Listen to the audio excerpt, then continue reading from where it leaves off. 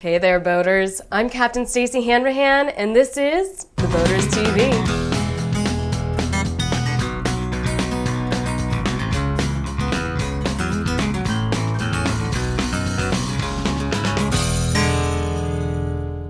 First up today, in our Megayacht report with Diane Byrne, Byrne is set to sail. The Byrne Boat Company has announced big news. Known for their classic-looking motor yachts, Byrne will now build custom Motorsailers with a design team at Sparkman and Stevens. Now, it's true the majority of mega yachts on the market are power-driven craft, but today's infectious go-green attitude is spreading to yacht owners. So is the pain at the pump. Sure, fuel costs are dropping, but the cost of marine diesel is still pretty high. So although yacht owners want luxury, they also appreciate a little savings. Byrne's news is so new, they have only released one rendering. This is one of 3 Motorsailor designs Sparkman and Stevens has developed for the company. The vessels will range from 90 to 150 feet, and all 3 will be constructed out of a lightweight, high-strength aluminum. You may not know, I didn't, that this isn't the first time Byrne will have built a sailing yacht. In fact, between 1866 and 1889, the yard's founder, Henry Byrne, built more than half a dozen schooners, including the S.A. Wood and the J.I. Case. Byrne even launched the last full-rigged schooner built on the Great Lakes, Cora A. It's also not the first time Byrne has worked with Sparkman and Stevens, and on a Motorsailor. They built an all-aluminum yawl in the 1950s. Of course, this isn't Sparkman and Stevens' first time around the block. Since 1933, they've designed more than 50 Motorsailers, including the Sea Angel, Freedom, and Timoneer. So things are pretty good at the Midwestern Yard. Just a few months back, the governor of Wisconsin announced that Byrne would receive $2.3 million from the state's Harbor Assistance Program. The money will be used to rehabilitate the company's docks, dredge waterways, and pave the boatyard to provide safe access to its launch well.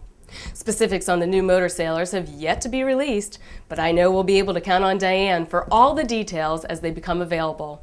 In the meantime, read Diane's entire article on Byrne's announcement at www.megayachtnews.org.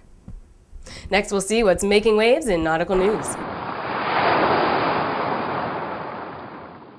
It's been nearly 2 months since Hurricane Ike charged ashore in Galveston, Texas. The storm surged, lifting and throwing yachts of all sizes around as if they were toy boats. BoatU.S estimates that about 15,000 vessels in Texas were affected by Ike, totaling approximately $175 million in damage. Outside of Texas, recreational boats suffered another $25 million in damages. As you can imagine, the BoatU.S Marine Insurance Catastrophe Team has been quite busy, and their efforts were captured on camera. The company has taken video of the storm's devastating aftermath. You've seen on the news shots of vessels lying in the middle of highways. Now see how they're removed and where they go. BoatU.S Director of Public Affairs Scott Croft even shows us a salvaged boat's graveyard. The video is a must-see for every boater living in a hurricane zone. See how one marina was completely wiped out by Ike, while another marina right down the street seemed to be barely touched. Scott and the CAT team took time out to shoot these videos with the hope that we will all be able to learn from the storm and continue to improve our hurricane preparation. To see all the videos yourself, go to www.boatus.com/podcast. Now it's time to answer Friday's Rules of the Road question. The question was, inland only. At night you see the lights shown. They are shown on A, barge being pushed ahead, B, barge being towed astern, C, tug pushing a barge ahead, D, tug towing a barge astern. And the answer is C, tug pushing a barge ahead. You can remember this one with yellow over yellow, push or hip tow fellow.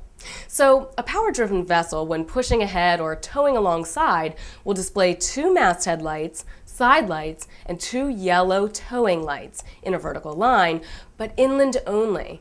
Now, this is a perfect example as to why I've always said to pay attention to whether the question is asking about international or inland. Under international rules, the push or hip tow has the same lights, except the 2 yellow tow lights are replaced with a stern light.